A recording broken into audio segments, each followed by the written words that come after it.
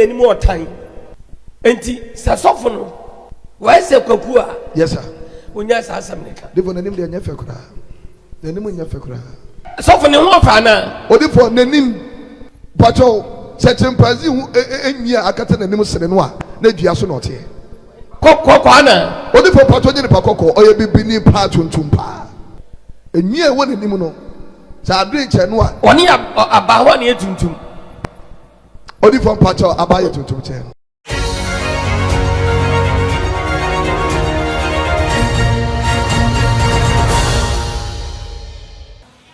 Montieme Yesu mfoni na mwabetu wo wiase ne mu no Yesu mfoni na mwabetu no amode aye calendar no Amen Amen Wasoma me se memfa manim embeto so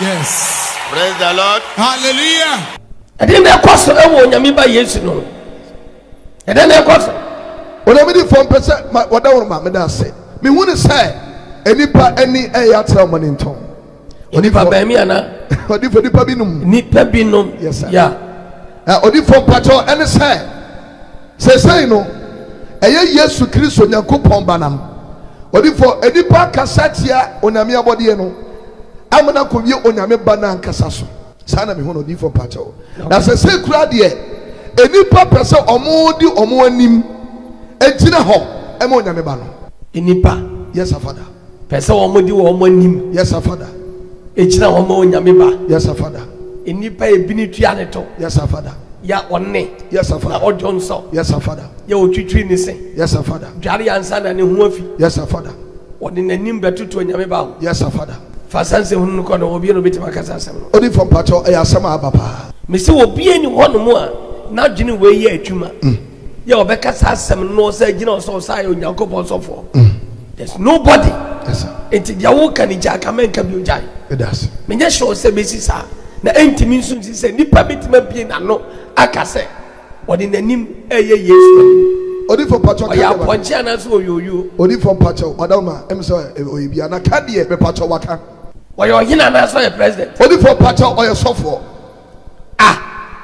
oyo nyame sofo na sabon sofo odi for se ne osi kasa ne de pacho oyo bon sam sofo be pacho odawma ya video be pacho ye video when the cancer asem no more dam odi for pacho osofo no friend ho sofo ejina so dem ojina so dem be pacho aka camera dan so aba bon tem pacho ma hwe bi I don't want to hear this nonsense yes mo bi nyimi ni ho ye ne brain ye nyam djuma sesai o se dia odi for pacho o se o ma soma no se o ma soma no pacho o se ya soma na me fa me ho eyin fo na soma no odi for pacho wada o ma eno no so kire mu mai say no ka na so dem odi for pacho sa no ka eya sofo mu o sofo ma me pacho gina sorry dem me pacho say wo mu asoma no say ya soma me e pacho ya soma me pacho wai eyin fo na soma no odi for pacho wada o ma no dia de so no na kire say enipa ni ka so ka say ya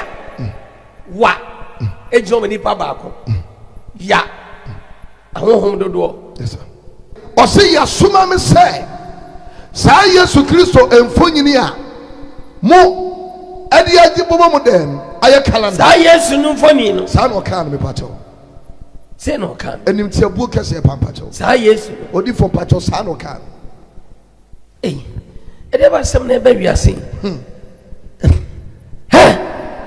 sa na pacho so for ne kano asori dem a camera dan so a before eye meyi free wiase na onfo onu na nimu no enti se obeye fi wiase ano odi for pacho na djuma no ade onu na nimu aba wiase pacho for the next 500 years me kra me gino mpa dia mi chine obi na nimu otan enti sa sofo no wa se kwaku a yes sir onya sa asam ne ka devo na nim de anya fekura na nimu nya fekura sofo ne ho fa na odi for na nim pacho se chimpanzee hu enwia akata na nim sere no a na dua so na ote kokko na odi for pacho nyine pa kokko oye bibini pa tuntum pa enwia wo na nim no sa adre che no a oni abaho na etuntum odi for pacho abaye tuntum che oye kokko cha aba me pacho ai ene se broni jeto Jesus Christ ene wo se dia odi from pacho o say ya suma ne say sa Yesu Kristo mfo nyina mo beto ye no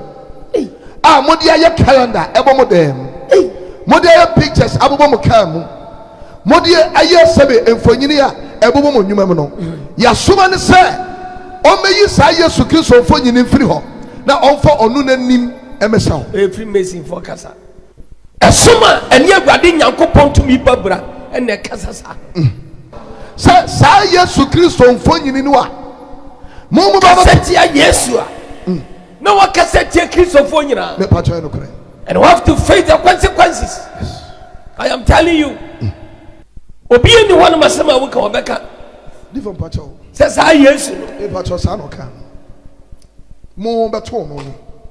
Only one matusu or matubi. Hey, master. And now, Odi from pacho, Mr. Dia deal video in Musa. Or Casano was and Solomano and the Musa. Said the Osi Casa for years one, and Solomon and Musa. Now, what can be said here, or they come for years soon? Yes. San Wayano, and Solomon and Yajibo Monsem. Nobody born of a woman, that can take the glory of God. Anybody that talks like this, the end is coming. All Ghanaians will see what will happen.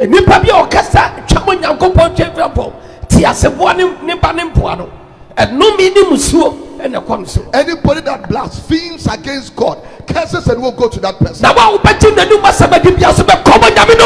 if you believe that person, if you believe this blasphemy and disgrace God, that person, you will go to and the one taught in the name of Jesus Christ, power and blessing belongs to God. No one else. It is final. So anybody that blasphemes goes into curses, and you believe that blasphemy, you are also cursed by God. So everybody should be careful. Don't listen to any blasphemy.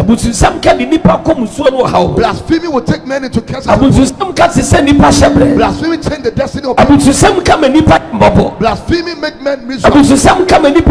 Blasphemy make men suffer. So everybody watching us today, catch our life for Prophet One TV. We are telling the life on the Prophet One TV. Don't listen to and blasphemy. Hallelujah. Amen. There is someone talking. When you hear you say that this person is drawing souls to the devil. He is a deceiver, deceiving people to the kingdom of the devil. He is a deceiver, drawing two souls to the kingdom of Christians. Everybody should be careful.